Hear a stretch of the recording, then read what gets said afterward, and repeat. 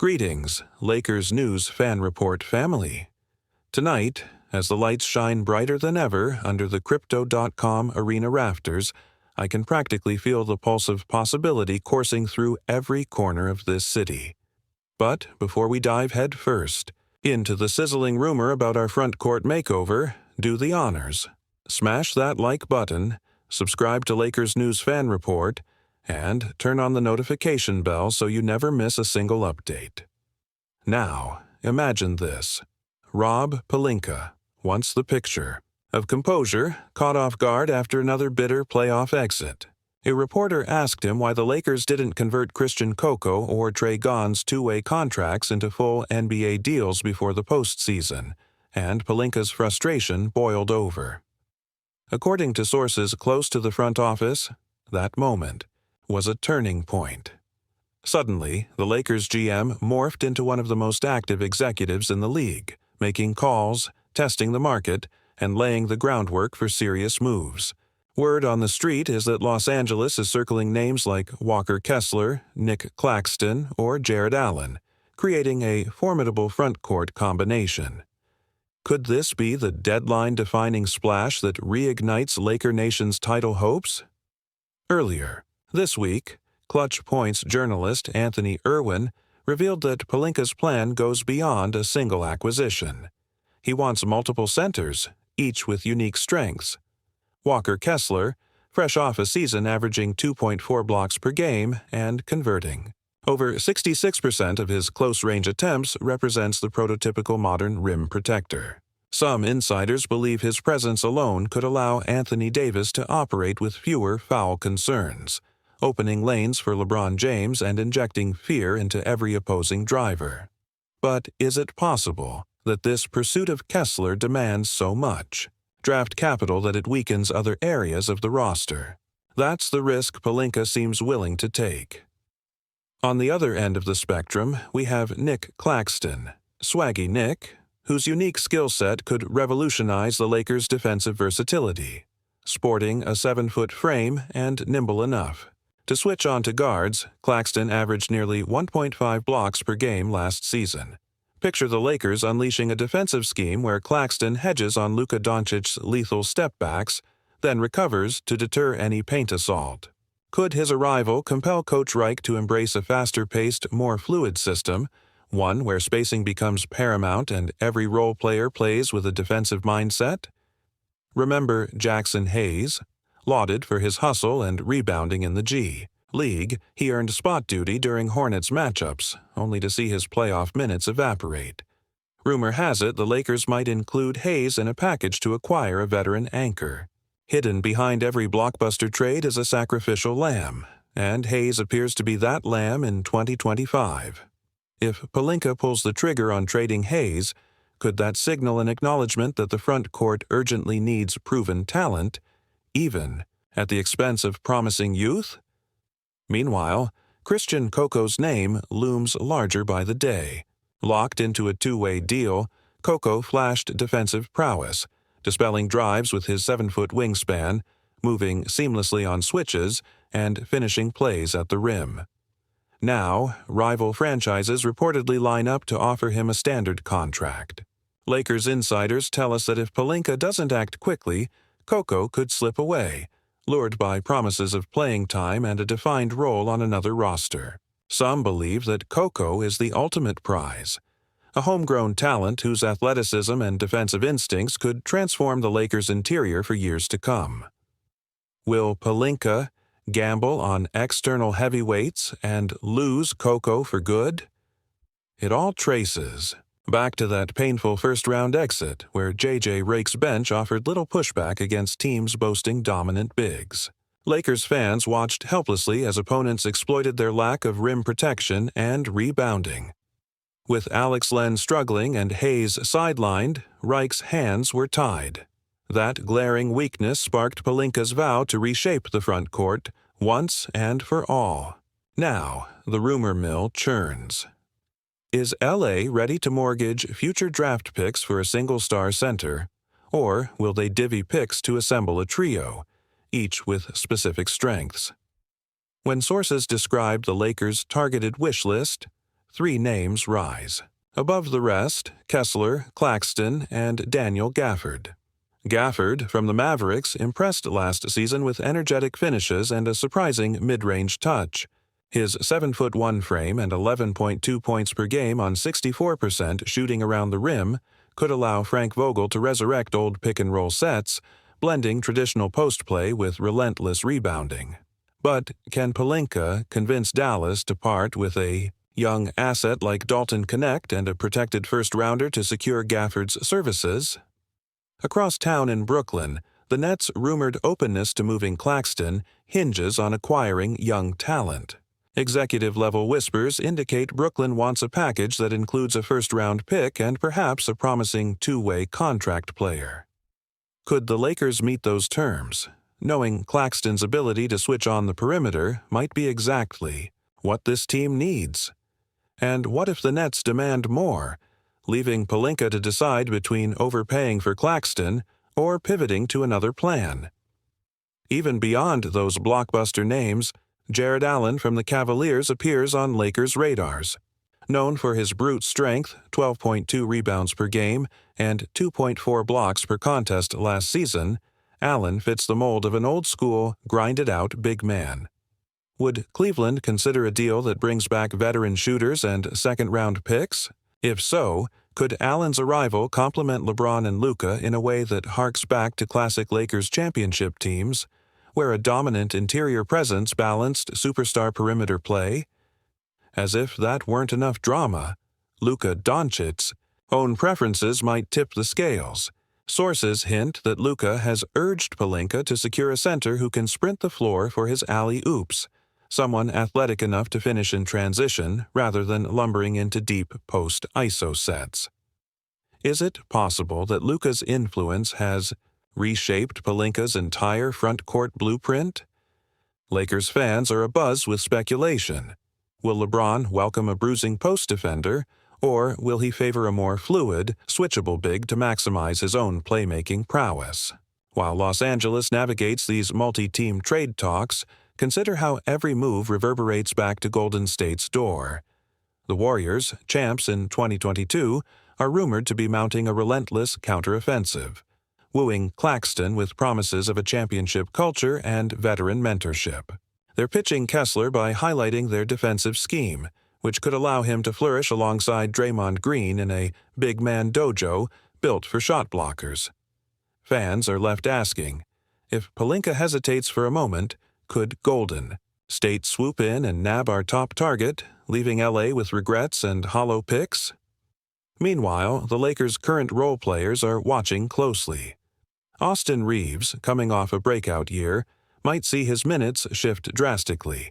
Will he morph into a glue guy alongside a new big, or find himself squeezed by incoming veterans? Rui Hachimura, after his late-season struggles, could either embrace a bench facilitator role or push for a trade to revive his career. Each ripple from a Pelinka deal affects the entire roster, creating an intricate balancing act few outside the front office truly comprehend.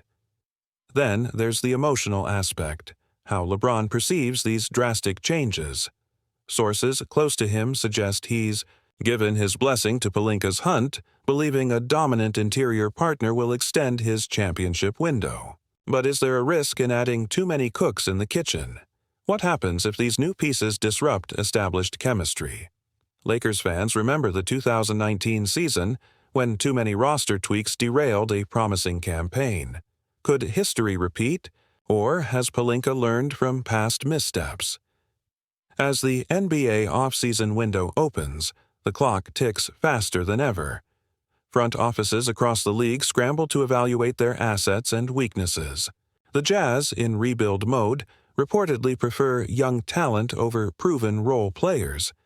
Yet they also understand that Kessler's market value will only rise. Could Utah leverage this moment to extract a king's ransom in future draft capital? The Nets, with salary cap constraints mounting, may prioritize expiring contracts over mid-level draft picks. Their motivation to trade Claxton quickly could work in LA's favor if Pelinka can offer the right package.